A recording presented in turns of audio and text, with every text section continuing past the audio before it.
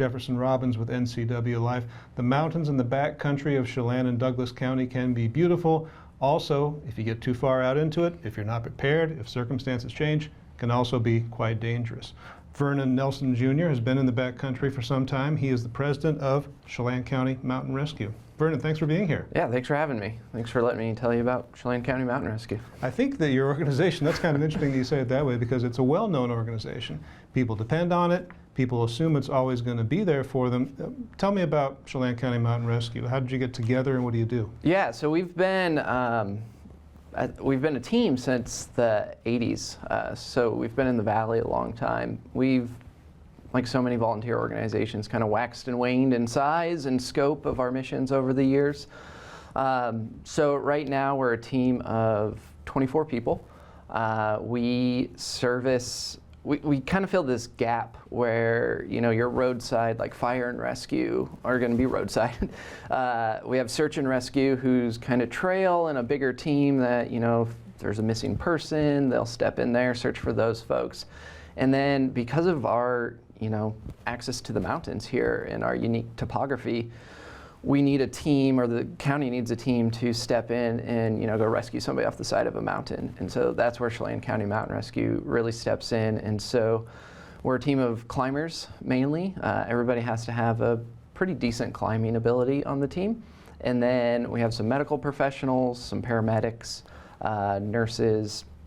And then we have kind of a separate little side team that does like communications and stuff. So when we have people in the field, we have some dedicated folks that make sure we can talk with them and make sure they're getting everything they need when they're in the field trying to rescue someone or help someone out. So, as you've said, obviously it's a cooperative effort. Chelan County Mountain Rescue is not the only game in the rescue business. You're working with sheriff's office, you're working with state agencies, you're working with local fire districts. But it does seem like you've been called on more and more in recent years. Is there a boom in outdoor recreation that's putting people into the outdoors that maybe aren't ready for what they're encountering?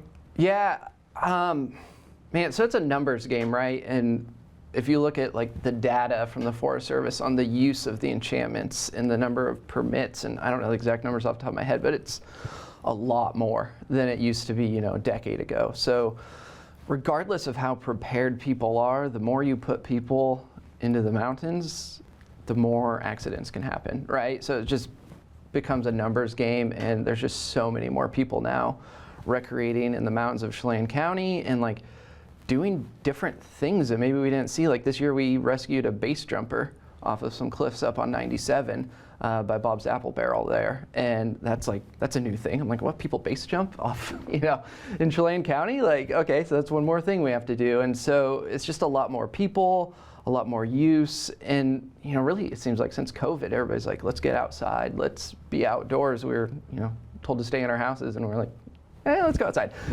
And so just that numbers game of just so many more people, you just see us getting called more. So, and we have, we've seen an uptick in our missions in the last couple of years, but we've been able to fulfill all those too, so it's been good. Well, are you able to say just offhand how many calls or rescues you've had to be involved with in 2023 and how it compares to previous years? So this year so far, and fingers crossed we'll probably wrap out the year with this number, we had 31 activations where the sheriff's office called us and said, hey, we either need you or might need you. Do those always turn into us deploying? No, sometimes, you know, a helicopter or the people will figure it out on their own, or, you know, a helicopter comes, rescues them. They need like more immediate than we can get to them. Really, if we're going to go in on the ground, it's going to be several hours, right? So sometimes if people are seriously hurt, we'll just have like Whidbey Island will come over, or Snohomish County, or, you know, some of the other helicopter assets in the region will come in and assist those people and get them out. But yeah, 31 times that we were called, alerted to potentially being used. Last year we had 28, and then the year before that, I think we were like in the teens. It was like 15 or something. So we've seen a big jump in the last couple of years of the amount that we're getting called and asked to go and help someone potentially. What do you think's been the most challenging call that you've actually activated for and had to deal with in 2023? The Kolchak Peak fatalities and the avalanche there was something that when that call first came in, we really thought was going to be a big mission. So when these calls come in, we don't always have a lot of details. There's like, when that call came in, it was, I think like one person deceased, 2 people missing, and like somebody injured. And we're like, okay, that's a lot of people to try to get out of Lake Kolchak in the winter. So we actually called pretty immediately, did a statewide call for other mountain rescue teams to come over, and Seattle sent a team, and Tacoma sent a team, because we're a small team, right? 24, we can't get multiple people out of Lake Kolchak. It's just, we don't have the resources. So luckily, we have all these partner teams around the state that are also Mountain Rescue Association teams that will come over and help. And so that one we thought was going to be really challenging, but then unfortunately we found out that the people weren't missing, they were deceased. And so for us, we don't have, that kind of lowers how quickly we have to go. We didn't have to get live people out of there with an impending storm coming, because it was supposed to snow like a foot that night. And we were worried about safety of our own rescuers getting in there. So that was probably, just the most biggest mission that kind of rose up.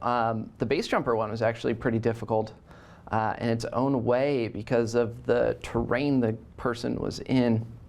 The rock was so terrible that we couldn't get natural protection. So like you put cams or stoppers in the wall, right, to make sure we're safe, the rescuers. And the rock just was crumbling away. So we actually had to bring a power drill and drill bolts along the way in any good rock, which we hadn't had to do before. And it's kind of, put all the skills that our team members have developed over the years into action, and to get somebody out of a unique space that we don't really train towards. We're not really, we're training more towards granite in the mountains, and that was a pretty unique mission for us. So it was a good test of just kind of everything over the years coming together and getting it done, got them out of there. So. And you created a new climbing route for somebody along the way. Yeah, it's the Bob's Apple Barrel Traverse. It's half done. We left it for future generations. If anybody wants to, no, don't go do it. It's terrible rock. We might have another call coming your way. Yeah, we don't need to go back. I don't remember if it was 2023. I think it might have been 2022. There was a rescue involving a boulder that had pinned a gentleman. I believe it was in the enchantments, and he was in really bad shape. But you were able to make what we would call a good save from that rescue. Yeah, that one. That was by far, the most unique mission I think we've really ever had as a team. It's one of those things they make movies about it, right? Guy gets his arm trapped by a boulder and they make a movie. Something actually that we had thought about in one of those missions that kind of kept me up at night. I had talked to the sheriff's department before of hey, what would we do if somebody got trapped under a boulder? It could happen. And they're like, we'll call the fire department. It probably won't happen. And I was like, okay, sounds good. And that happened. And I get the call, and I'm like, yeah, call the fire department. We need those airbags that they have. If anybody's good at moving heavy things off of people, the fire department, this is their, what they do. They're super good at it. So luckily we had kind of already thought through this before. And, we have a great fire department that we work with here. And they were, had their helicopter available. They had some of their ropes guys available, and they knew what they were doing. And it was one of those missions where everybody who showed up was so perfect for that day. And we were able to access the guy. Snohomish County was able to get some paramedics in. We were able to fly in 2 paramedics with us and get to that individual. And there's a whole YouTube video about it, actually, that was made for the award we got from Rocky Talkie. But flying into it, we were kind of told that was a trail side incident. So I almost didn't bring a harness. We almost didn't bring ropes. But then last minute, we're like, hey, we're mountain rescue. We better have proper equipment, even if it's trail side, right? And from the helicopter, we saw oh no, it's over a cliff trail side. So we're able to work down to the patient and get the fire department in there. And really, I forget the official timeline, but it was a couple hours that he was actually under the boulder. And you consider, 9 miles in and a remote location, it's about as quick as you could possibly do that, I think. And that was a really cool mission because, the patient had a full recovery, so that's awesome. We were able to complete it really successfully.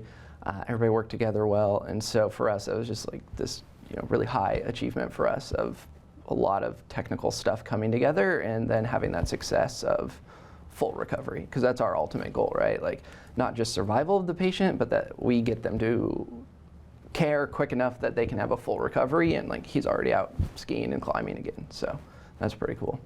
And as you mentioned, that was the rescue that was recognized by the Rocky Talkie Association. We should talk about that award. It was given to your agency just based on the kind of the daring and the cooperation and the skill that went into making that rescue.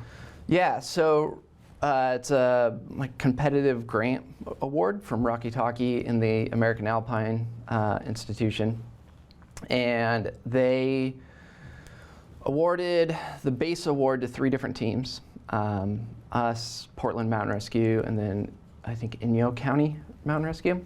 And then it went out to like a voting of the community voting. They made a little video for each team and community voting, and the community voted us like most inspirational rescue. So we got that last year. It was a good like grant donation for us. It really helps us because we're all volunteer team, all donation based. We're not funded by any sheriff's office or state or anything like that. So that was really helpful for us to keep our operations going, and especially that we've become so busy. We run through gear quicker and all that stuff. So that was really a big deal for a little team like us. Well, obviously your team is a valuable resource, but you are a small team, as you say.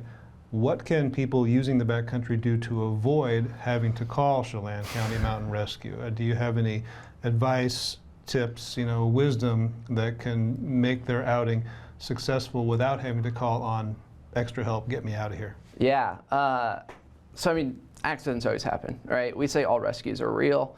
We're often asked, was that a real rescue? And it's like, yeah, if somebody calls, it's real for them, and that's perfectly fine. Like, please call, we're here, you're not gonna upset us. But one of the things we kind of see is people maybe not managing their own, sorry, we put like their own energy, I think. Like going in and thinking maybe it's gonna be colder in the mountains, or going in, in the summer. Most of our calls are gonna be in the summer. It's hotter. Summer and fall is our busy season. And so like in the summer, people think like, oh, I'll go up into the enchantments, it'll be colder. They're not that high. It's still hot up there. There's no shade. We've had ones before where people are like, I'm exhausted. We're like, drink more water. They're like, I don't have any. It's like, there's rivers everywhere. And they're like, well, I'll get sick. It's like, well, you're sick from not drinking. So you need to make that choice, So I guess have a way to filter water. Like in the range, you should always, have a way to obtain water. There's water all over the Cascades, but you need to make sure it's safe to drink. So have a way to do that. Knowing, like managing your time, right? It's not always quicker out than it was in. You're gonna be more tired. So like manage your time, know that. If you do call, one thing we say, like now, so many people have inReaches, or the new iPhones can go straight to SOS satellite message now, but be very, very clear, because those communications take a long time. So if you initiate a rescue, where are you, what do you need, what's wrong, right? Like just get those 3 things out there right away, because we get them sometimes where people are like, I think I need a rescue, and it's like, okay, well, do you? What's wrong with you? What is, is it you? Is it someone else? Like give us as many details right away, because with the satellite communication, it can take, 30 minutes sometimes to get a conversation, just 2 texts back and forth, depending on where you are. If you're like on Asgard Pass, you're not picking up a lot of satellites right there, so it's really slow communication. So just be really clear in that initial text. And we always tell people, don't be afraid. Like, it's not, it happens, right? Like accidents happen. I mean, you can sprain an ankle and like, you don't want to walk out with that. Like that hurts. Like I had to get rescued from my wife paddleboarding because I sprained my ankle. I was like, I need you to come pick me up, So like, it happens to all of us, like in sometimes the weirdest ways, right? Like I would have never thought like who sprains their ankle paddleboarding, but I do, I guess. So. It sounds like you're saying be prepared for the environment you're going to venture into. I mean, we see people going to the enchantment lakes, the high lakes in the alpine areas, going without water because, hey, I'm going toward water. Well, yeah. You may not get there before you really need water. Yeah, and having a way, like I said, just to obtain water and like being prepared for weather. Like in the fall, we get a lot of rescues where it's 70 in town and people go there and it's storming. Like we've had multiple on Asgard Pass where people get into really bad weather and they're like, we can't see, we don't know what's going on, it's dumping snow or freezing essentially. And that's also times where rescue is going to take a long time because we can't get a helicopter to you. So it's going to be on foot. We're going to send our fastest people, but they're still going to be a couple hours to get to you. So yeah, be prepared. It's kind of a double-edged sword where like in the summer, they're not high enough mountains to be that much colder, but in the fall, winter, they're high enough to be that much colder. So you got to be kind of prepared there, and like times can get really thrown off. So people look at times and be like, oh, it only takes 2 hours to get to the top of Asgard, but like that's for really fit people. Like not everybody can do that. So kind of understanding where you're at and the terrain and the difficulties that you're going to get into, I think. Well, Vernon, what can people do if they want to support Chelan County Mountain Rescue? Do you need more volunteers? Are there places people can donate to your cause? Yeah, so for like more volunteers, we're a competitive membership team just because of the terrain that we operate in. So we keep a pretty small number because we want everybody to know each other really well, because you're, getting a phone call sometimes at 2 in the morning that you need to go into the mountains, or you're asked to go into the mountains to help someone. Like you want to make sure you know the person going with you, right? So we keep a pretty small team, but we admit new members every fall. So if people want to apply to join, they can go to our website. The information's all there. It's chelanmountainrescue.com. So they can go there, or we're on all the socials, Facebook, Instagram. In terms of donations, support, that's where we really need help. Like I said, every search and rescue or like mountain rescue team in the States essentially is self-funded. So we don't get state funding or government funding or anything like that. There's no money from the sheriff's office coming to us. It's all donation based. And people can donate to us just through our website. They can find it through our socials. We try to make it pretty easy. We really appreciate all the help we can get, of course, on that front, just because our members go through gear, we go through gear. Like it's a lot of work for people. So, yeah. Well, Vernon Nelson Jr. with Chelan County Mountain Rescue. I'm grateful to see you today. I hope I never have to see you on the trail except for something fun. Yeah, if you do though, don't stress about it. We'll be there. We got you. Thanks a lot for being here. Thank you. You're watching the NCWLIFE channel.